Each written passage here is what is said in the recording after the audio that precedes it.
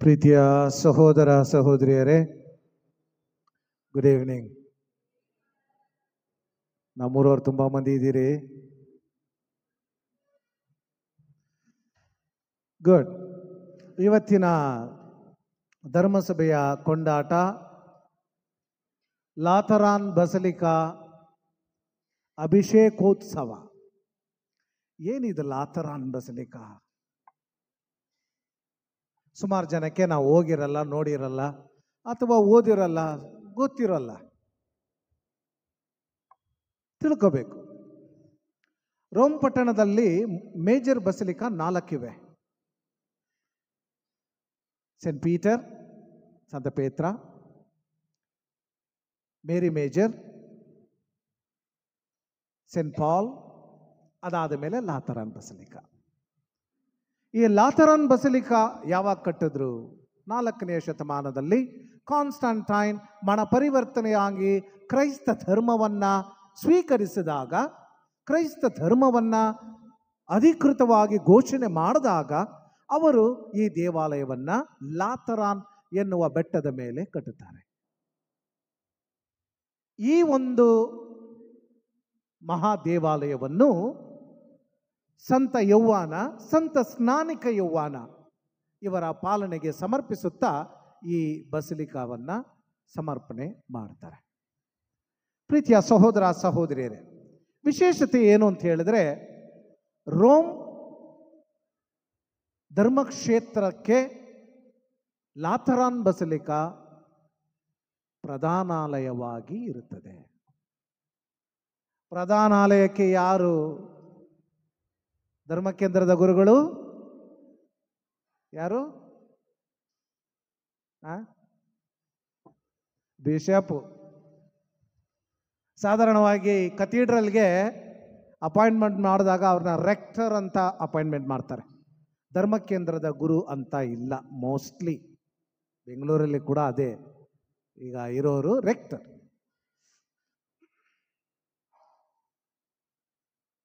ಅಧಿಕೃತವಾಗಿ ಧರ್ಮಾಧ್ಯಕ್ಷರು ಆ ಧರ್ಮಕ್ಷೇತ್ರಕ್ಕೆ ಬೋಧಿಸುವ ಅಥವಾ ಇನ್ನಿತರ ನಿಯಮಗಳನ್ನು ಕೊಡುವ ಒಂದು ಪವಿತ್ರವಾದ ಪುಣ್ಯ ದೇವಾಲಯ ಪ್ರಧಾನಾಲಯವಾಗಿ ಇರುತ್ತದೆ.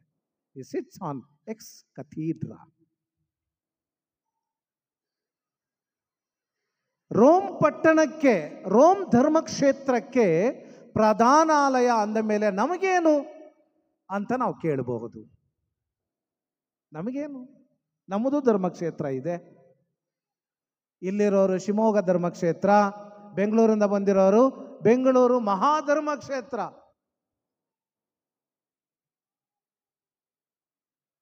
It's a chain. ಚೈನ್ ಅಂದ್ರೆ ಗೊತ್ತಾನೆ, ಒಂದಕ್ಕೆ ಒಂದು ಸರಪಣಿ ಅಂಟ್ಕೊಂಡಿರ್ತದೆ. ಅದನ್ನ ಬೇರ್ಪಡಿಸೋಕ್ಕಾಗೋದಿಲ್ಲ. ಬೇರ್ಪಡಿಸಿದ್ರೆ ಸರಪಣಿ ಕಿತ್ತೋಗುತ್ತೆ. ಒಂದು ಕ್ರೈಸ್ತ ಕುಟುಂಬ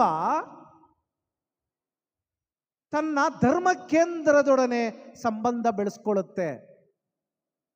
ಆಧ್ಯಾತ್ಮಿಕ ಪಯಣವನ್ನ ಆ ಧರ್ಮ ಕೇಂದ್ರದಲ್ಲಿ ಮಾಡುತ್ತೆ. ಪ್ರತಿಯೊಂದು ಧರ್ಮ ಕೇಂದ್ರವು ಧರ್ಮಕ್ಷೇತ್ರದೊಡನೆ ಇರುತ್ತದೆ. ಪ್ರತಿಯೊಂದು ಧರ್ಮಕ್ಷೇತ್ರವು ಧರ್ಮಸಭೆಯೊಂದಿಗೆ ಇರುತ್ತದೆ. ಹೀಗೆ ಲಾತರಾನ್ ಬಸಲಿಕಾ ಧರ್ಮಸಭೆಯ ಪ್ರಧಾನಾಲಯ. ಆ ಒಂದು ಅಭಿಷೇಕೋತ್ಸವವನ್ನು ಧರ್ಮಸಭೆ ಮಾಡುವಾಗ ನಮ್ಮ ಆ ಅಭಿಷೇಕೋತ್ಸವವು ಕೂಡ ಅದರಲ್ಲಿ ಅಡಗಿದೆ. Therefore, we got to feel the feeling of family. ಒಗ್ಗಟ್ಟು. ಎಷ್ಟು ದೇಶಗಳಿವೆ ಅಥವಾ ಎಷ್ಟು ಭಾಷೆಗಳಿದೆ, ಎಷ್ಟು ಸಮುದಾಯ ಇದೆ. ಭಾರತ ದೇಶದಲ್ಲೇ ತಗೊಂಡ್ರೆ ಕರ್ನಾಟಕ ಇದೆ, ಆಂಧ್ರ ಇದೆ, ಕೇರಳ ಇದೆ, ತಮಿಳುನಾಡು ಇದೆ, ನಾರ್ತ್ ಇದೆ. ಈಗ ನಾರ್ತ್ ಕಡೆ ಹೋದ್ರೆ ಒಂದೊಂದು ಬೆಟ್ಟದಲ್ಲಿ ಒಂದೊಂದು ಟ್ರೈಬ್ ಇದೆ ಅಲ್ವಾ? ಎಲ್ಲ ಸಮ ಅಲ್ಲ, ಎಲ್ಲ ಒಂದೇ ತರ ಅಲ್ಲ, ಬೇರೆ ಬೇರೆ. ಆದರೂ ಕೂಡ ಇದು ಒಂದು ಕುಟುಂಬವಾಗಿ ಸಮರ್ಪಣೆಯನ್ನ ಮಾಡುತ್ತೆ, ಆಧ್ಯಾತ್ಮಿಕ ಪಯಣವನ್ನ ಮುಂದುವರಿಸುತ್ತೆ. ಆದ ಕಾರಣ ಈ ಒಂದು ಅಭಿಷೇಕೋತ್ಸವವನ್ನು ಪ್ರತಿಯೊಂದು ದೇವಾಲಯದಲ್ಲೂ ಸಮರ್ಪಿಸುತ್ತಾ ಧರ್ಮಸಭೆ ಆಚರಿಸುತ್ತದೆ.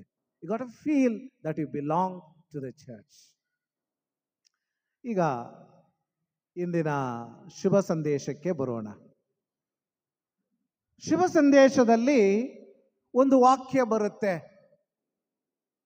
ಯೇಸು ಸ್ವಾಮಿ ಮಾತನಾಡಿದಾಗ ಅವ್ರು ಕೇಳ್ತಾರೆ, ನಿಮಗೆ ಯಾರೇ ಅಧಿಕಾರ ಕೊಟ್ಟಿದ್ದು? ದೇವಾಲಯದಲ್ಲಿ ನಾವು ಕುರಿನಾದರೂ ಮಾರ್ಕೊಳ್ತೀವಿ, ಎಮ್ಮೆನಾದರೂ ಮಾರ್ಕೊತೀವಿ, ನಿಮಗೆ ಯಾರು ಅಧಿಕಾರ ಕೊಟ್ಟಿದ್ದು? ಕೇಳ್ತಾರ ಇಲ್ವಾ? ಕೇಳ್ತಾರೆ.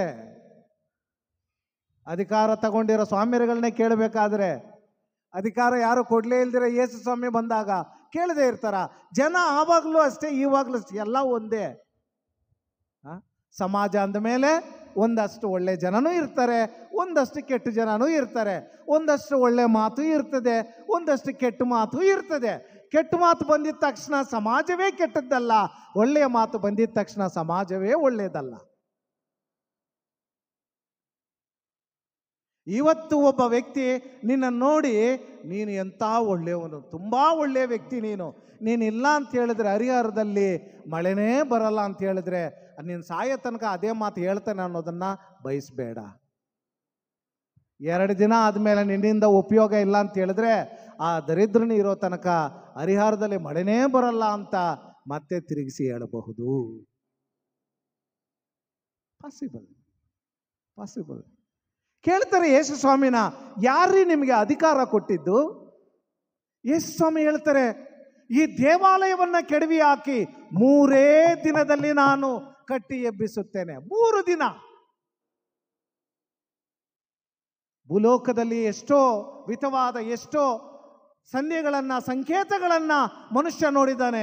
ಮನುಷ್ಯನು ತನ್ನ ಆಲೋಚನೆಯಲ್ಲೂ ಕಲ್ಪನೆಗೂ ಅಸಾಧ್ಯವಾದ ಒಂದು ಸಂಕೇತ ಅಂತ ಹೇಳಿದ್ರೆ, it is a empty tomb. Fulton J Sheen ಹೇಳ್ತಾರೆ, empty tomb is the most serious wound.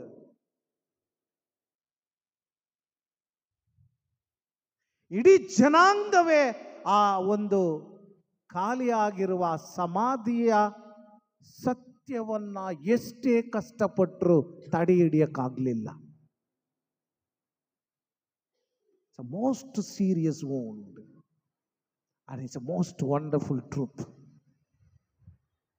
ಯೇಸು ಸ್ವಾಮಿ ಹೇಳ್ತಾರೆ, ಈ ದೇವಾಲಯವನ್ನ ಕೆಡವಾಕ್ರಿ, 3 ದಿನಗಳಲ್ಲಿ ನಾನು ಕಟ್ಟಿ ಎಬ್ಬಿಸುವೆನು. ಈ ದೇವಾಲಯ ಏನು? ದೇವಾಲಯದ ಮಹತ್ವ ಏನು? ದೇವಾಲಯದಲ್ಲಿ ಯಾಕೆ ಇಷ್ಟು ಗೊಂದಲ? ನೀವು ತಿಳ್ಕೋಬೇಕು. ಇಡೀ ಇಸ್ರಾಯೇಲ್ ಜನಾಂಗಕ್ಕೆ ಎಷ್ಟು ದೇವಾಲಯಗಳಿದ್ದವು? ಉತ್ತರ ಕೊಡ್ತಾ ಹೋಗ್ಬೇಕು. ಎಷ್ಟು ದೇವಾಲಯಗಳಿದ್ದವು? ಎಲ್ಲೆಲ್ಲಿದ್ದವು?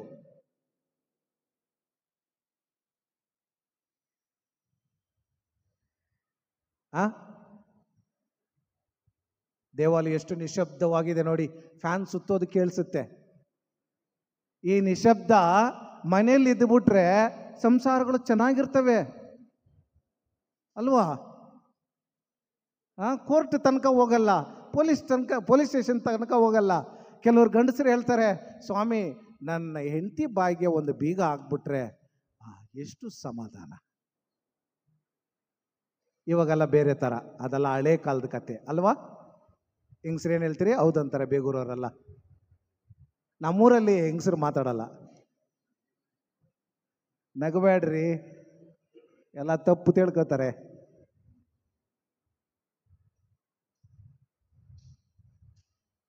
ದೇವಾಲಯ ಒಂದೇ, ದೇವಾಲಯ ಒಂದೇ. ಇಡೀ ಇಸ್ರಾಯೇಲ್ ಜನಾಂಗಕ್ಕೆ, ದೇಶಕ್ಕೆ ದೇವಾಲಯ ಒಂದೇ. ಉಳಿದದ್ದೆಲ್ಲ ಸಿನಗಾಗ್ ಅಂತ ಹೇಳ್ತಾರೆ, ಪ್ರಾರ್ಥನಾಲಯ, ಪ್ರಾರ್ಥನೆ ಮಾಡುವಂತಹ ಸ್ಥಳ, ಬಲಿ ಅರ್ಪಣೆ ಮಾಡುವ ಸ್ಥಳ ಒಂದೇ ಒಂದು. ಅದು ಎಲ್ಲಿತ್ತು? ಜೆರುಸಲೇಮಲ್ಲಿತ್ತು. ಮೊದಲ ದೇವಾಲಯವನ್ನು ಕಟ್ಟಿದವರು ಯಾರು? ಇದು ಹೇಳ್ಬೇಕು ನೀವು. ಯಾರು ಕಟ್ಟಿದ್ದು? ಸಾಲಮೋನ್. ಯಾರು ನಮ್ಮ ತಾತ ಅಂತ ಹೇಳಲಿಲ್ಲ. ಕೆಲವೊಮ್ಮೆ ಹೇಳ್ತಾರಲ್ಲ, ನಮ್ಮ ಧರ್ಮ ಕೇಂದ್ರಗಳಲ್ಲಿ ಏನಾದರೂ ಕೋಪ ಬಂದರೆ ಸ್ವಾಮಿಯರ ಹತ್ರ ಜಗಳ ಮಾಡ್ಬೇಕಂತ ಹೇಳಿದ್ರೆ ನಿಮ್ಗೇನ್ರಿ ಗೊತ್ತು, ನಮ್ಮ ತಾತ ಕಟ್ಟಿದ್ದಿದು. ಒಂದಿನ ನನಗೆ ನಿಜವಾಗ್ಲೂ ಕೋಪ ಬಂದ್ಬಿಡ್ತು. ಹೇಳಿದೆ, ನಿಮ್ಮ ತಾತ ಕಟ್ಟಿದ್ರೆ ಕಿತ್ಕೊಂಡು ಹೋಗ್ಬಿಡಯ್ಯ, ಬೇಕಾದ್ರೆ ನಾನು ಕಟ್ಕೋತೀನಿ ಮತ್ತೆ ಅಂತ.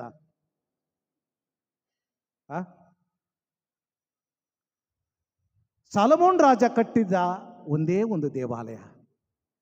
ಈ ದೇವಾಲಯವನ್ನ ಯೇಸು ಸ್ವಾಮಿ ಹುಟ್ಟುವುದಕ್ಕೆ ಮುನ್ನ 586 ವರ್ಷಗಳಲ್ಲಿ ಬಾಬಿಲೋನ್ ದೇಶ ಯುದ್ಧ ಮಾಡಿದಾಗ ಇಸ್ರಾಯೇಲ್ ಜನ ಸೋತು ಹೋಗ್ತಾರೆ. ಆಗ ಎಲ್ಲರನ್ನ ಗುಲಾಮರಾಗಿ ಕರ್ಕೊಂಡೋಗ್ತಾರೆ, ಇರೋದನ್ನೆಲ್ಲ ದರೋಡೆ ಮಾಡ್ತಾರೆ. ದೊಡ್ಡ ದೊಡ್ಡ ಬಿಲ್ಡಿಂಗ್ ಏನೇನು ಇರ್ತದೆ, ಅರಮನೆಗಳು, ದೇವಾಲಯಗಳು ಎಲ್ಲವನ್ನ ಕೆಡವಾಕ್ತಾರೆ, ನಾಶವಾಗತ್ತೆ. ಅದಾದ ನಂತರ ಬಾಬಿಲೋನ್ ದೇಶದಲ್ಲಿ ಇರಬೇಕಾದ್ರೆ ಎಜ್ರಾ, ನೆಹೇಮಿಯ ಕೇಳಿಸ್ಕೊಂಡಿರ್ತೀರಿ, ಪ್ರವಾದಿಗಳು. ಎಜ್ರಾ, ನೆಹೇಮಿಯ ಮತ್ತೆ ಬಂದು ದೇವಾಲಯವನ್ನ ಕಟ್ತಾರೆ. ಕಟ್ಟಿದಾಗ ಫಸ್ಟ್ ಕಟ್ಟಿದ್ರಲ್ಲ, ಅಷ್ಟೊಂದು ಆಡಂಬರದಿಂದ ಕಟ್ಟೋಕ್ಕಾಗಲಿಲ್ಲ. ವ್ಯತ್ಯಾಸ ಇದೆಯಲ್ಲ, ವ್ಯತ್ಯಾಸ ಇದೆ. ಶ್ರೀಮಂತ ಮನೆ ಕಟ್ಟೋಕ್ಕೂ ಬಡವನ ಮನೆ ಕಟ್ಟೋಕ್ಕೂ ವ್ಯತ್ಯಾಸ ಐತೆ. ಬಡವನಿಗೆ ಮೇಲೆ ಒಂದು ಶೀಟ್ ಹಾಕಿದ್ರೆ ಸಾಕಪ್ಪ ಅನ್ನೋ ಪರಿಸ್ಥಿತಿಗೆ ಬಂದ್ಬಿಡ್ತಾನೆ.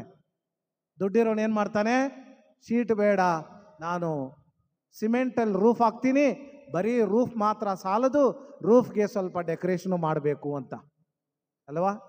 ನಾವು ಕಿವಿ, ಕಣ್ಣು, ಮೂಗು ಎಲ್ಲಕ್ಕೂ ಡೆಕೋರೇಷನ್ ಮಾಡ್ತೀವಿ ನೋಡಿ, ಆ ಥರ ಅಷ್ಟೇ. ಆವಾಗ ಎಲ್ಲ ಚೆನ್ನಾಗಿದ್ರು. ಯಾವಾಗ? ಸಾಲಮೋನ್ ರಾಜ ಇದ್ದಾಗ. ಆವಾಗ ಅತಿ ಸುಂದರವಾಗಿ ದೇವಾಲಯವನ್ನು ಕಟ್ಟಿದ್ರು. ಈಗ ಗುಲಾಮರಾಗಿದ್ರು, ಅವರಿಗೆ ದುಡ್ಡಿರಲಿಲ್ಲ, ಬಡತನದ ಆಲಯವನ್ನು ಕಟ್ಟುತ್ತಾರೆ. ಈಗ ಯೇಸು ಸ್ವಾಮಿ ಶುಭ ಸಂದೇಶದಲ್ಲಿ ದೇವಾಲಯವನ್ನ ಕೆಡವುರಿ, 3 ದಿನಕ್ಕೆ ನಾನು ಕಟ್ಟಿ ಎಬ್ಬಿಸುತ್ತೇನೆ ಅಂತ ಹೇಳಿದಾಗ ಜನ ಏನು ಹೇಳ್ತಾರೆ?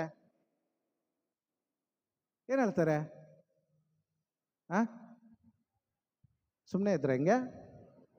ಏನು ಹೇಳಿದ್ರು?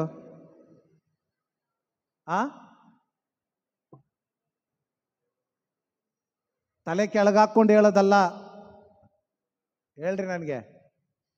ಏನು ಹೇಳಿದ್ರು? ಎಷ್ಟು ವರ್ಷ ಆಯ್ತು? ಯಾರು ಕಟ್ಟಿದ್ದು?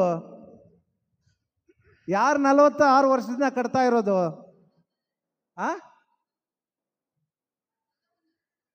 ಸಾಲಮೋನ್ ರಾಜನ? ಯಾರದು? ಸಾಲಮೋನಿನ ಜ್ಞಾನೋಕ್ತಿಗಳಿಲ್ಲೈತೆ. ಯಾರು ಮಾಡಿದ್ದು? ಹೆರೋದ 46 ವರ್ಷಗಳು ಅದನ್ನ ಡೆಕೋರೇಟ್ ಮಾಡ್ತಾನೆ. 46 ವರ್ಷಗಳ ಡೆಕೋರೇಷನ್ ಬೇಕಾ? ಕಳ್ಳ ಅವನು. ಇಸ್ರಾಯೇಲ್ ಜನಾಂಗಕ್ಕೆ ದೇವಾಲಯ ಅಂತ ಹೇಳಿದ್ರೆ ಶ್ವಾಸ ಇದ್ದ ಹಾಗೆ. ಅದರ ವಿರುದ್ಧ ಹೋದ್ರೆ ಯಾರನ್ನೂ ಬಿಡೋದಿಲ್ಲ ಅವರು. ಅದಿಲ್ಲ ಅಂತ ಹೇಳಿದ್ರೆ ಯಾರನ್ನೂ ಬಿಡೋದಿಲ್ಲ. ಇವತ್ತಿನ ವಿಷಯಗಳು ನಾವು ಇಸ್ರಾಯೇಲ್ ದೇಶದಲ್ಲಿ ನೋಡುವಾಗ ನಿಮಗೆ ಅರ್ಥ ಆಗಬಹುದು. ಆ ಭೂಮಿ ಅಂದ್ರೆ ಎಷ್ಟು ಮಟ್ಟಿಗೆ ಅವರು ಹಿಡ್ಕೋತಾರೆ, ಅವರ ದೇವಾಲಯ ಅಂತ ಹೇಳಿದ್ರೆ ಎಷ್ಟು ಮಟ್ಟಿಗೆ ಹಿಡ್ಕೋತಾರೆ. 3ನೇ ದೇವಾಲಯವನ್ನು ಕಟ್ಟೋದಕ್ಕೆ ಎಲ್ಲ ಸಿದ್ಧತೆಗಳನ್ನು ಮಾಡ್ತಿದ್ದಾರೆ. ಕೆಲವೊಂದು ವಿಷಯಗಳನ್ನು ನಾನು ಹೇಳೋದಿಲ್ಲ, ಯಾಕಂತ ಹೇಳಿದ್ರೆ ಲೈವ್ ಓಡ್ತಾ ಇದೆ ಅಲ್ವಾ. ನಾಳೆ ಕೇಸ್ ಗೀಸ್ ಬಂದ್ಬಿಟ್ರೆ ಆಮೇಲೆ ಅದಕ್ಕೆ ಬೇರೆ ಸುತ್ತಬೇಕು. ಸುಮ್ಮನೆ ಇರದೆ ಪ್ರಬೋಧನೆ ಕೊಟ್ಬಿಟ್ಟು. ಎನಿವೆ, ಹೆರೋದನು 46 ವರ್ಷಗಳು ಅದನ್ನ ರೆನೋವೇಟ್ ಮಾಡ್ತಾನೆ. ಜನ ಹೇಳ್ತಾರೆ 46 ವರ್ಷಗಳಿಂದ ಈ ಸುಂದರವಾದ ದೇವಾಲಯವನ್ನ ಕಟ್ಟಿ ಎಬ್ಬಿಸಲಾಗಿದೆ. 3 ದಿನದಲ್ಲಿ ಎಬ್ಬಿಸ್ಬಿಡ್ತೀಯ ನೀನು? ಆಮೇಲೆ ಯೇಸು ಸ್ವಾಮಿ ಹೇಳ್ತಾರೆ, ದೇವಾಲಯ ಅಂತ ಹೇಳಿದ್ದು ನನ್ನ ದೇಹವನ್ನು. ಏನು ಅರ್ಥ ಆಯ್ತು ನಿಮಗೆ?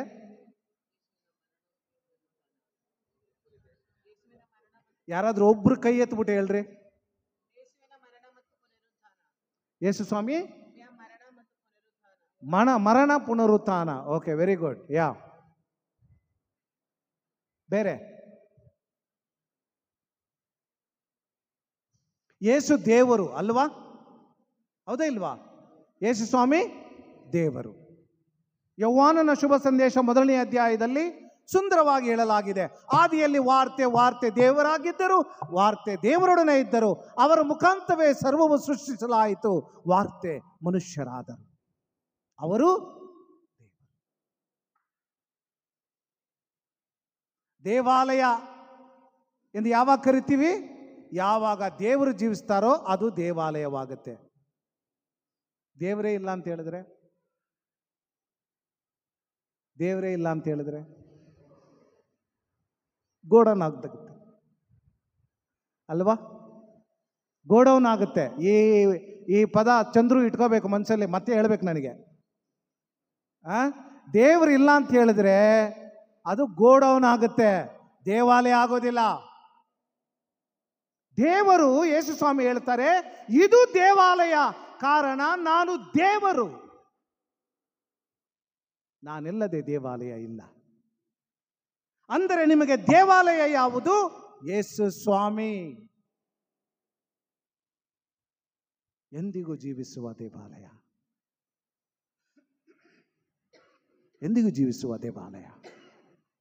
ಪ್ರೀತಿಯ ಸಹೋದರ ಸಹೋದರಿಯರೇ, ಅಲ್ಲಿಗೆ ನಿಲ್ಸ್ಕೊಳ್ಳಲಿಲ್ಲ, ಅಷ್ಟಕ್ಕೆ ಅರ್ಥ ಮುಗಿಯೋದಿಲ್ಲ. ನಾವು ಪ್ರತಿ ದಿನ ಬಲಿಪೂಜೆಗೆ ಬರ್ತೀವಾ? ಬರ್ತೀವಿ. ಪ್ರತಿದಿನ ಬರಲ್ಲ. ಭಾನುವಾರ ಬರ್ತೀರಮ್ಮ? Very good. ವಾರಕ್ಕೊಂದ್ಸಲಿ ಏನಾದರೂ ಬರ್ತೀರಿ. ಬಲಿಪೂಜೆಯಲ್ಲಿ ಏನು ಸ್ವೀಕರಿಸ್ತೀರಿ? ಪರಮಪ್ರಸಾದದಲ್ಲಿ ಯಾರಿದ್ದಾರೆ? ಯೇಸು ಸ್ವಾಮಿ ಎಲ್ಲೋಯ್ತಾರೆ? ಎಲ್ಲಿಗೆ? ನಿಮ್ಮ ಆತ್ಮಕ್ಕೆ. ಎಲ್ಲೈತೆ ನಿಮ್ಮ ಆತ್ಮ?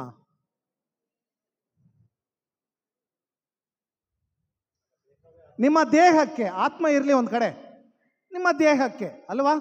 ಯೇಸು ಸ್ವಾಮಿ ಎಲ್ಲೋಗ್ತಾರೆ?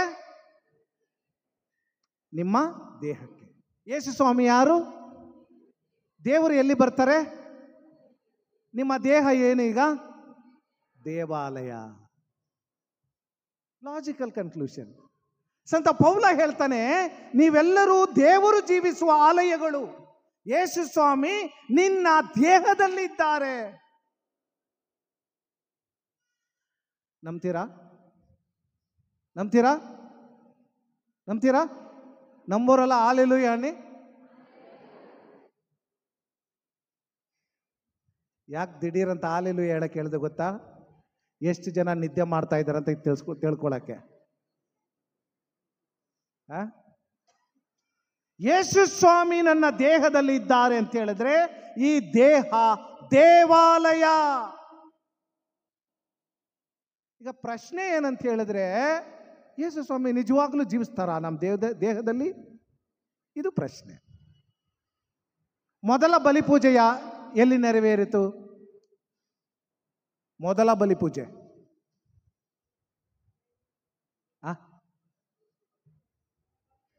ಯೋಚನೆ ಮಾಡಿ, ಥಿಂಕ್ ಮಾಡಿ. ಲಾಸ್ಟ್ ಸಪ್ಪ. ನಾನು ನಮ್ಮ ದೇವಸ್ಥಾನದಲ್ಲಿ ಹೇಳ್ತಿದ್ದೆ, ಈಗ ಸುಮಾರು ಜನ ಬಲಿಪೂಜೆಗೆ ಬರ್ತಾರೆ, ಆ ಫೋನ್ಗಳು ಬೇರೆ ವೈಬ್ರೇಷನ್ ಮೋಡಲ್ಲಿ ಇಕ್ಕಿರ್ತಾರ, ಪಾಕೆಟಲ್ಲಿ ಇಟ್ಕೊಂಡು ವೈಬ್ರೇಷನಲ್ಲೇ ಇರ್ತಾರೆ, ಮೆಸೇಜ್ಗಳು ಬರ್ತಾ ಇರ್ತವೆ, ಅದ್ರ ತಾನೇ ಇರ್ತಾರೆ. ಇದು ಪರಮ ಪ್ರಸಾದ ಆಗಿದ ತಕ್ಷಣ ಎದ್ದು ಆಚೆ ಹೋಗ್ಬಿಡ್ತಾರೆ. ನಾನು ಹೇಳ್ತೀನಿ, 2-3 ಸಲ ಹೇಳಿದ್ದೀನಿ ಕಾಣುತ್ತೆ. ಪ್ರಥಮ ಬಲಿಪೂಜೆಯಲ್ಲಿ ಮೊದಲು ಎದ್ದು ಹೋದವನು ಕಳ್ಳ. ಯಾರವನು? ಜೂದಾಸ್. ಯಾರಾದ್ರು ಹೋಯ್ತೀರಿ ಆಚೆ? ನಾನು ಹೇಳ್ತೀನಿ ಸ್ವಾಮಿಯರಿಗೆ, ಸ್ವಾಮಿ ನಿಮ್ಮ ಧರ್ಮ ಕೇಂದ್ರ ನೋಡ್ಕೊಳ್ಳಿ, ಯಾರ್ಯಾರೆಲ್ಲ ಫಸ್ಟ್ ಎದ್ದು ಹೋಗ್ತಾರೋ, ಅನೌನ್ಸ್ಮೆಂಟು ಕೇಳಿದೆ ಹೋಗ್ತಾರೋ, ಜೂದಾಸ್ ಹೋಯ್ತಾನೆ ನೋಡಿ. ಅರ್ಜೆನ್ಸಿ ಇದ್ರೆ ಓಕೆ. ಪ್ರೀತಿಯ ಸಹೋದರ ಸಹೋದರಿಯರೇ, ಎಲ್ಲರೂ ಕೂಡ ಯೇಸು ಸ್ವಾಮಿಯನ್ನ ಸ್ವೀಕರಿಸಲಿಲ್ಲ. ಮೊದಲ ಬಲಿ ಪೂಜೆ 12 ಮಂದಿ ಪ್ರೇಷಿತರು ಯೇಸು ಸ್ವಾಮಿ ರೊಟ್ಟಿಯನ್ನ ತೆಗೆದುಕೊಂಡು ಇದು ನನ್ನ ಶರೀರ ಎಂಬುದಾಗಿ ಕೊಟ್ಟರು. ಎಲ್ಲ ಯೇಸು ಸ್ವಾಮಿ ಶರೀರ ಸ್ವೀಕರಿಸಲಿಲ್ಲ. ಮೊದಲು ಎದ್ದು ಹೋದ ಕಳ್ಳನಿಗೆ ಯೇಸು ಸ್ವಾಮಿಯ ಶರೀರ ಯಾವ ಅರ್ಥವನ್ನ ಕೊಡಲಿಲ್ಲ. ಸಂತ ಯೋಹಾನ ತಿಳಿಸ್ತಾನೆ, ಆತನು ಎದ್ದು ರೊಟ್ಟಿಯನ್ನ ಸ್ವೀಕರಿಸಿದ, ಆಚೆ ಹೋದ, ಆಚೆ ಕತ್ತಲೆಯಾಗಿತ್ತು. He gets into darkness.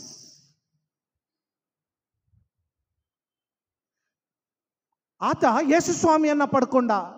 ಪರಮಪ್ರಸಾದ ನೀವೆಲ್ಲ ಹೇಳಿದ್ರಲ್ಲ, ಇವಾಗ ಪರಮಪ್ರಸಾದಲ್ಲಿ ಯಾರಿದ್ದಾರೆ? ಯೇಸು ಸ್ವಾಮಿ ಇದ್ದಾರೆ. ನಾವು ಪರಮಪ್ರಸಾದಲ್ಲಿ ಏನು ತಗೋತೀವಿ? ಯೇಸು ಸ್ವಾಮಿ ತಗೋತೀವಿ.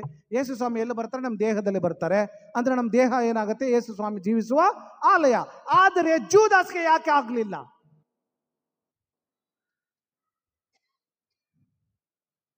ಜೂದಾಸಲ್ಲಿ ಯಾಕೆ ಯೇಸು ಸ್ವಾಮಿಯ ಶರೀರ ಜೀವಿಸಲಿಲ್ಲ?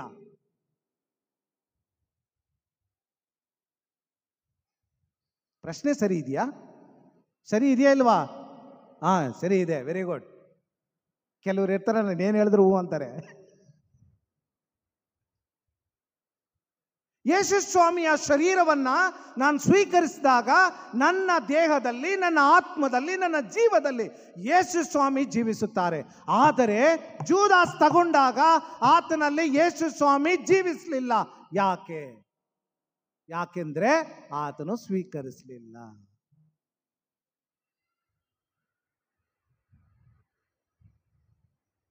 ಬರೀ ತಗೊಳ್ಳೋದು ಬೇರೆ, ನಂಬಿಕೆಯಿಂದ ತಗೊಳ್ಳೋದು ಬೇರೆ. 6ನೇ ಅಧ್ಯಾಯದಲ್ಲಿ ಯೇಸು ಸ್ವಾಮಿ ಹೇಳ್ತಾರೆ, ವಿಶ್ವಾಸದೊಂದಿಗೆ ನನ್ನ ಶರೀರವನ್ನ, ನನ್ನ ರಕ್ತವನ್ನ ಸ್ವೀಕರಿಸುವವನು ಸತ್ತರೂ ಜೀವಿಸುತ್ತಾನೆ. ಸತ್ರು ಜೀವಿಸ್ತಾನೆ ಅವನು. ಅಂದ್ರೆ ಏನ್ ಬೇಕು?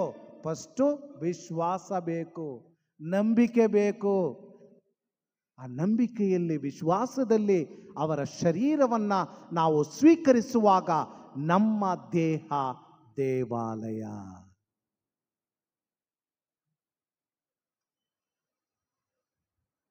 ಈ ದೇವಾಲಯ ಎಲ್ಲಿಗೆ ಸೀಮಿತವಾಗಿರ್ತದೆ? ತಲೆಗೆ ಮಾತ್ರನಾ? ಕಾಲಿಗೆ ಮಾತ್ರನಾ? ಇಡೀ ದೇಹಕ್ಕಿರ್ತದ? ಹೃದಯಕ್ಕಿರ್ತದ? ಇದೆಲ್ಲ ಯೋಚನೆ ಮಾಡಬೇಕು ಅಲ್ವಾ?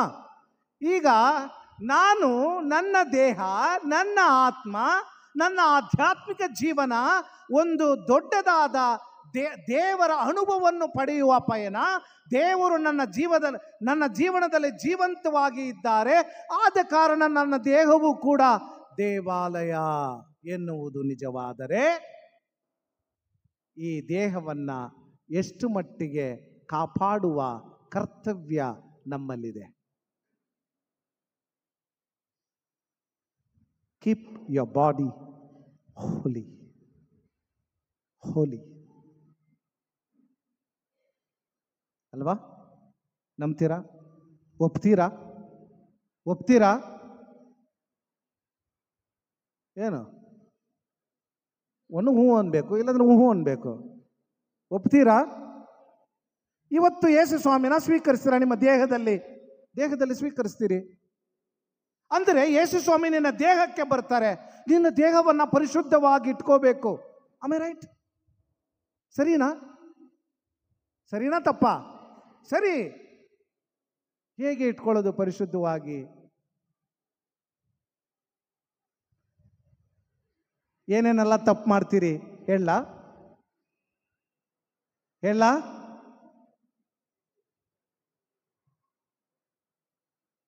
ಮೂಗು ಸೊಟ್ಟಗಿದೆ, ಪ್ಲಾಸ್ಟಿಕ್ ಸರ್ಜರಿ ಮಾಡ್ಕೋಬೇಕು. ನಾನು ಒಂದು ಹುಡುಗಿನ ಪ್ರೀತಿಸ್ತೀನಿ, ಟಾಟೂ ಹಾಕ್ಕೋಬೇಕು. ಒಂದು ಅರ್ಧ kg ಬಂಗಾರ ಎಕ್ಸ್ಟ್ರಾ ಹಾಕ್ಕೋಬೇಕು. ಏನು ಮಾಡಬೇಕು? ಕೆಳಗೆ ಕಿವಿ ಇಲ್ಲಿಂದ ಮೇಲ್ ತನಕ ಸುಚ್ಕೊಂಡು ಹೋಗ್ಬೇಕು. ಮಾಡ್ತೀವಾ ಇಲ್ವಾ? ಮಾಡ್ತಿರ್ತಾನೆ. ಹೇಳಿದ್ರ ಯಾರಾದರೂ? ದೇಹಕ್ಕೆ ಹಿಂಸೆಯನ್ನ ಕೊಡುವ ವಿಷಯಗಳನ್ನ ಮಾಡಬಾರ್ದು. ಯಾರು ಹೇಳಿದ್ರು ಮಾಡಕ್ಕೆ? ಪ್ರತಿಯೊಬ್ಬರೂ ಕೂಡ ದೇವರ ದೃಷ್ಟಿಯಲ್ಲಿ ಶ್ರೇಷ್ಠರು. ಈಗ ಪೋಪ್ ಜಗದ್ಗುರುಗಳು ಒಂದು ಪರಿಪತ್ರವನ್ನ ಬರೆದಿದ್ದಾರೆ. ಅದರಲ್ಲಿ ಏನು ಹೇಳ್ತಾರೆ? ಯೇಸು ಸ್ವಾಮಿಯ ಪವಿತ್ರ ಹೃದಯದಲ್ಲಿ ನಿಮ್ಮ ಪ್ರತಿಯೊಬ್ಬರ ಹೆಸರನ್ನು ಬರೆದಿದ್ದಾರೆ. ನಿಮ್ಮ ಪ್ರತಿಯೊಬ್ಬರ ಹೆಸರನ್ನು ಬರೆದಿದ್ದಾರೆ. ಅಂದ್ರೆ ನೀವೆಲ್ಲರೂ ಕೂಡ ಯೇಸು ಸ್ವಾಮಿಗೆ ಅಷ್ಟು ಪ್ರಿಯವಾದವರು. ನೀವು ಹಾಗೆ ಇದ್ರೆ ಸುಂದರವಾಗಿ ಕಾಣ್ತೀರಿ, ನಿಮ್ಮ ಸ್ಟೈಲಲ್ಲಿ ಅಷ್ಟೇ. ನಾವು ಏನು ಮಾಡ್ತೀವಿ ಅಂತ ಹೇಳಿದ್ರೆ ಅವರಂತೆ ಇರಬೇಕು, ಇವರಂತೆ ಇರಬೇಕು, ಅವ್ರು ಮಾಡಿದ್ನ ನಾನು ಮಾಡಬೇಕು ಅಲ್ವಾ? ಈಗ ನಾವು ಕ್ರಿಸ್ಮಸ್ ಬರುತ್ತೆ, ಮಕ್ಕಳು ಬರ್ತಾರೆ, ನಿನಗೆ ಬಟ್ಟೆ ಬೇಕೇನೋ, ಹೊಸ ಬಟ್ಟೆ? ಹೌದು. ಯಾವ ಥರ ಬೇಕು? ನನಗೆ ಸಲ್ಮಾನ್ ಖಾನ್ ಥರ ಬೇಕು. ಕೇಳ್ತಾರ? ಅವಾಗೆಲ್ಲ ನಾವು ವರ್ಷಕ್ಕೆ 1-2 ಟ್ರೌಸರ್ಸ್ ಮಾತ್ರ ಹೊಲ್ದು ಕೊಡೋರು ನಮಗೆ, ಬಡವರು. ಬಡಸ್ತಾನ, ಹಳ್ಳಿ, ಬಟ್ಟೆ ಸಿಗ್ತಿರ್ಲಿಲ್ಲ. ಈಗ ನಾವು ಸುಮ್ಮನೆ ಇರೋದಿಲ್ಲ, ಸಿಕ್ಕಿದ ಕಡೆ ಎಲ್ಲ ಜಾರ ಬಂಡೆ ಆಡೋದು. ಏನಾಗುತ್ತೆ, 4-5 ಸಲ ಜಾರಿದ್ರೆ ಪೋಸ್ಟ್ ಆಫೀಸ್ ರೆಡಿ ಇರ್ತದೆ. ಸೊ ಆವಾಗ ನಮ್ಮ ಅಜ್ಜಿ ಏನು ಮಾಡೋರು, ಹಳೆ ಬಟ್ಟೆನ ಕತ್ತರಿಸಿ ಟ್ಯಾಪೆ ಹಾಕೋರು. ಪೋಸ್ಟ್ ಆಫೀಸ್ ಬೇಡ, ಎಲ್ರಿಗೂ ತೋರಿಸ್ಕೊಂಡು ಹೋಗ್ಬೇಡ, ನೀನು ಹೋಗು ಸ್ವಲ್ಪ ಅಂತ. ಇವಾಗ ನಮ್ಮ ಮಕ್ಕಳು ಏನು ಮಾಡ್ತಾರೆ, ಫ್ಯಾಷನ್ನು ಚೆನ್ನಾಗಿರೋ ಬಟ್ಟೆ ಕೂಡ ಆಸಿಡನ್ನು ಹಾಕಿ ತೂತು ಮಾಡಿಕೊಂಡು ಇದು ಫ್ಯಾಷನ್ ಅಂತ ಮೈಯೆಲ್ಲ ತೋರಿಸ್ಕೊ ಬರ್ತಾರೆ. ಹೌದಾ ಇಲ್ವಾ? ಹೌದು. C, the values of the society keep changing. ಯಾವುದು ನಾವು ಡಿಸಿಪ್ಲಿನ್ ಅಂತ ಹೇಳ್ತಿದ್ವೋ ಒಂದು 25-30 ವರ್ಷಗಳ ಹಿಂದೆ, ಇವತ್ತು ಅದು ಫ್ಯಾಷನ್ ಆಗಿದೆ. ಅವಾಗೆಲ್ಲ ಹಳ್ಳಿಗಳಲ್ಲಿ ವಾರಕ್ಕೆ ಒಂದ್ಸಲಿ ಸ್ನಾನ. ನಗ್ಬೇಡ್ರಿ, ನಿಜ, ಇದು ಸತ್ಯ. ಶನಿವಾರ ಅಂತ ಹೇಳಿದ್ರೆ ಬಿಸಿನೀರು ಕಾಯಿಸಿ ಎಣ್ಣೆ ಉಜ್ಜಿ ಸ್ನಾನ ಮಾಡಿಸೋರು. ಬೆಳಗ್ಗೆ ಭಾನುವಾರ ಬಲಿಪೂಜೆಗೆ ಹೋಗ್ಬೇಕು, 1 ಲೀಟ್ರು ಎಣ್ಣೆ ತಲೆಗೆ ಹಾಕಿ ಉಜ್ಜಿ ಚೆನ್ನಾಗಿ ಬಾಚಿ ಕಳಿಸೋರು. ಯಾಕಂತ ಹೇಳಿದ್ರೆ ಯಾವುದು ಕೂದಲು ನಿಂತ್ಕೋಬಾರ್ದು. ಕೂದಲು ನಿಂತ್ಕೊಬಿಟ್ರೆ ಏನು ಹೇಳೋರು, ಯಾರ ಮಾತು ಕೇಳಲ್ಲ, ಇದು ಇವನ ಮಾತಿಗೆ ಇವನ್ ಕೂದಲು ಕೇಳಲ್ಲ ಅಂತ. ಓಕೆ, ಅದು ಆ ಕಾಲ. ಈ ಕಾಲದಲ್ಲಿ ಏನಾಗೈತೆ, ಅದಕ್ಕಂತನೇ ಜೆಲ್ ಇದೆ. ಜೆಲ್ ತಗೊಂಡು ಫುಲ್ ಹಿಂಗೆ ಮಾಡ್ಕೊಂಡು ಬರ್ತಾರೆ. ಯಾಕೋ ಹಿಂಗಿದ್ಯಾ ನೀನು, ತಲೆ ಬಾಚಿದೇನೋ, ಅಘೋರವಾಗಿದೆಯಾ ಅಂತ ಕೇಳಿದ್ರೆ ಇದು ಸ್ಪೈಕ್ ಅಂತಾರೆ. ಹೌದಾ ಇಲ್ವಾ? ಹೌದು. ಪ್ರೀತಿಯ ಸಹೋದರ ಸಹೋದರಿಯರೇ, ಆವತ್ತಿನ ಕಾಲದಲ್ಲಿ ಒಂದು ಹುಡುಗ ಒಂದು ಹುಡುಗಿನ ನೋಡ್ಬಿಟ್ರೇನೆ ಊರಲ್ಲಿರೋ ದೊಡ್ಡ ವ್ಯಕ್ತಿಗಳೆಲ್ಲ ಸೇರ್ಬಿಡೋರು. ಹೆಂಗ್ ನೋಡ್ದ ಇವನು. ಇವತ್ತು ಯಾವ ಪರಿಸ್ಥಿತಿಗೆ ಬಂದಿದ್ದೀವಿ ಅಂತ ಹೇಳಿದ್ರೆ, ಒಂದು ಹುಡುಗ ಒಂದು ಹುಡುಗಿ ಲಿವ್ ಇನ್ ರಿಲೇಶನ್ಶಿಪ್. ನಾನು ನೀನು ಒಂದು ಮನೆಯಲ್ಲಿ ಇರೋಣ, ಗಂಡ ಹೆಂಡತಿ ಥರ ಜೀವನ ಮಾಡೋಣ, ಎಷ್ಟು ದೂರ ಆಗುತ್ತೋ ಅಷ್ಟು ದೂರ ಹೋಗೋಣ. ನಿನ್ನ ಕೈಯಲ್ಲಿ ಆಗಿಲ್ಲ, ನನ್ನ ಕೈಯಲ್ಲಿ ಆಗಿಲ್ವಾ, ನಿನ್ನ ದಾರಿ ನೀನು ನೋಡ್ಕ, ನನ್ನ ದಾರಿ ನಾನು ನೋಡ್ಕೋತೀನಿ. ಯಾವ ಥರ ಜೀವನ ಇದು? ಎಲ್ಲಿಗೆ ಹೋಗ್ತಾ ಇದ್ದೀವಿ? ನಾವೆಲ್ಲ ದೇವರು ಜೀವಿಸುವ ದೇವಾಲಯನ. ಇದೆಲ್ಲ ಮಾಡೋದಾದ್ರೆ ದೇವರು ಎಲ್ಲಿದ್ದಾರೆ? ನಮ್ಮಲ್ಲಿ ಇಲ್ಲ ಅಂತ ಹೇಳಿದ್ರೆ ಈ ದೇಹ ಏನು ಚಂದ್ರು? Go down. ಪ್ರೀತಿಯ ಸಹೋದರ ಸಹೋದರಿಯರೇ, ನಾನು ಬಿಟ್ಟರೆ ಹೇಳ್ಕೊಂಡು ಹೋಗ್ತಾ ಇರ್ತೀನಿ, ಆದರೆ ಟೈಮ್ ಆಗ್ತಾ ಇದೆ. ನಾವು ಮುಗಿಸ್ಬಿಟ್ಟು ಬೆಂಗಳೂರು ಹೋಗ್ಬೇಕು. But what I want to tell you is, Yesu ಸ್ವಾಮಿ ಹೇಳ್ತಾರೆ 3 ದಿವಸದಲ್ಲಿ ನಾನು ಈ ಆಲಯವನ್ನು ಎಬ್ಬಿಸುತ್ತೇನೆ. ಅದೇ ರೀತಿ ನನ್ನಲ್ಲಿ ನಂಬಿಕೆ ವಿಶ್ವಾಸವಿಟ್ಟ ಪ್ರತಿಯೊಂದು ದೇಹವನ್ನು ಕೂಡ ನಾನು ಎಬ್ಬಿಸುತ್ತೇನೆ. ಮೊದಲನೆಯ ಶತಮಾನದಲ್ಲಿ ಸುಮಾರು ಧರ್ಮಾಧ್ಯಕ್ಷರುಗಳು ಪ್ರಬೋಧನೆಯನ್ನು ಬರೆದಿದ್ದಾರೆ. ಆ ಒಂದು ಪುಸ್ತಕ ಇದೆ, ಹಳೇ ಪುಸ್ತಕ. ಅದರಲ್ಲಿ ಒಂದು ಪುಸ್ತಕದಲ್ಲಿ ಒಂದು ಪ್ರಬೋಧನೆ ಓದ್ತಿದ್ದೆ. ಆ ಪ್ರಬೋಧನೆಯಲ್ಲಿ ಏನು ಹೇಳ್ತಾರೆ ಅಂತ ಹೇಳಿದ್ರೆ, ಯೇಸು ಸ್ವಾಮಿ ಈ ಯಾತನೆಯೆಲ್ಲ ಅನುಭವಿಸಿದಾಗ, ಅವರು ಸತ್ತು ಸಮಾಧಿಯಾದಾಗ ಅಲ್ಲಿಂದ ಹೋಗಿ ಆದಾಮನನ್ನ ನೋಡ್ತಾರಂತೆ. ನೋಡಿ ಆದಾಮನಿಗೆ ಹೇಳ್ತಾರೆ, ಆದಾಮ, ದೇವರು ನಿನ್ನೊಡನೆ ಇರಲಿ. ಆದಾಮ ಹೇಳ್ತಾನಂತೆ, ಸ್ವಾಮಿ ನಿಮ್ಮ ಆತ್ಮದೊಡನೆಯೂ ಇರಲಿ. ಯೇಸು ಸ್ವಾಮಿ 3 ದಿನಗಳ ನಂತರ ತನ್ನ ದೇಹ ಎನ್ನುವ ದೇವಾಲಯನ್ನ ಎಬ್ಬಿಸದಂತೆ ಪ್ರತಿಯೊಬ್ಬರ ದೇವಾಲಯವನ್ನು ಕೂಡ ಎಬ್ಬಿಸ್ತಾರೆ. ನಾವೇನ್ ಮಾಡಬೇಕು? ಅದಕ್ಕೆ ಯೋಗ್ಯರಾಗಿರಬೇಕು, ಅರ್ಹತೆ ಉಳ್ಳವರಾಗಿರಬೇಕು. ಪ್ರೀತಿಯ ಸಹೋದರ ಸಹೋದರಿಯರೇ, ನಮ್ಮ ಆಧ್ಯಾತ್ಮಿಕ ಪಯಣ ದೇವರಿಗೆ ಮೆಚ್ಚುಗೆ ಆಗುವಂತಹ ಒಂದು ಜೀವನವಾಗಿ ಇರಬೇಕೇ ಹೊರತು ಅವರ ಪ್ರೀತಿಗೆ ವಿರುದ್ಧವಾದ ವಿಷಯಗಳು ಅಲ್ಲ. ನಾನು ಹೇಳಿದೆ, ಈಗ ಪೋಪ್ ಸ್ವಾಮಿಯರು ಬರೆದ ಪರಿಪತ್ರ ಡೆಲೆಕ್ಸಿತ್ ನೋಸ್ ಇದರಲ್ಲಿ ಹೇಳ್ತಾರೆ, ಏನು ಹೇಳ್ತಾರೆ? ಯೇಸು ಸ್ವಾಮಿಯ ಪವಿತ್ರ ಹೃದಯಕ್ಕೆ ಗಾಯ ಆಗಿದೆ, ನೋವಾಗಿದೆ. ಈ ಗಾಯ, ಈ ನೋವು ಯಾರಿಂದ? ನಮ್ಮಿಂದ, ನಮ್ಮ ಪಾಪಗಳಿಂದ. ಯಾವಾಗ ಸರಿಯಾಗುತ್ತೆ? ನನ್ನ ಪಾಪವನ್ನು ತಿದ್ಕೋ, ಅವರನ್ನು ಸಂತೈಸು, ಅವರ ಪ್ರೀತಿಯನ್ನು ಅನುಭವಿಸು. ಅವರ ಪ್ರೀತಿಯನ್ನು ಅನುಭವಿಸುವ ನೀನು ಪ್ರೀತಿಗೆ ಪ್ರತಿಯಾಗಿ ಪ್ರೀತಿಯನ್ನು ಸಮರ್ಪಿಸು. ಪ್ರೀತಿಗೆ ಪ್ರತಿಯಾಗಿ ಪ್ರೀತಿಯನ್ನು ಸಮರ್ಪಿಸು. ಎಷ್ಟು ಎಷ್ಟು ಎಷ್ಟು ದೊಡ್ಡ ಮಾತುಗಳು ಪ್ರೀತಿಯ ಸಹೋದರ ಸಹೋದರಿಯರೇ. ನಾವು ತಪ್ಪು ಮಾಡಿದಾಗಲ್ಲ ನಾವು we are not loving Christ. We are not loving Christ. ಕುಟುಂಬದಲ್ಲಿ ನೀನು ಹೆಂಡತಿನ ನೀನು ಪ್ರೀತಿಸಬೇಕು ಅಂತ ಹೇಳಿದ್ರೆ ಎಲ್ಲ ಸಂದರ್ಭಗಳಲ್ಲೂ ಪ್ರೀತಿಸಬೇಕು. ಪ್ರಾಮಾಣಿಕತೆ ಅಂತ ಹೇಳ್ತೀವಿ. ಕೆಲವೊಮ್ಮೆ ನಾವು ಹೇಳ್ತೀವಿ, ಮದುವೆಯಲ್ಲಿ ನಾನು ಹೇಳ್ತೀನಿ, ಸಾಧಾರಣವಾಗಿ ಜೋಕಾಗೆ ಹೇಳ್ತೀನಿ, ನೋಡಮ್ಮ ಹುಡುಗಿ ಮದುವೆ ಆಗ್ತಾ ಇದೆಯಾ, ಪಕ್ಕದಲ್ಲಿರೋಣ ನೋಡ್ಕೋ, ಅವನೇನು ನಿನ್ನ ಗಂಡ. ಇನ್ಮೇಲೆ ನೀನು ಒಂದು ವೇಳೆ ಎಂಥ ಸುಂದರ ನೋಡಿದ್ರು ಕೂಡ ಅವನು ನಿನ್ಗೆ ಅಣ್ಣ ತಮ್ಮ ಇದ್ದ ಹಾಗೆ ನೀನು ನೋಡಬೇಕು. ನೀನು ಕೂಡ ಅಷ್ಟೇಪ್ಪ, ಎಂಥ ಸುಂದರಿ ನೋಡಿದ್ರು ನೀನು ನಿನ್ನ ಅಕ್ಕ ತಂಗಿ ಅಂತೆ ನೋಡು. ನೋಡಿದ್ರೆ ನಿನ್ನ ಕುಟುಂಬ ಪರಿಶುದ್ಧ, ನಿಮ್ಮ ಪ್ರಾಮಾಣಿಕತೆ ಎನ್ನುವುದು ಪರಿಶುದ್ಧ. ಇಲ್ಲ ಅಂತ ಹೇಳಿದ್ರೆ ಅಲ್ಲಿ ಕಳಂಕ.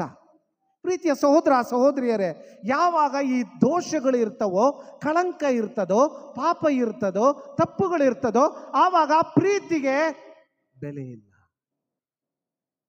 ಪ್ರೀತಿಗೆ ಬೆಲೆ ಇಲ್ಲ.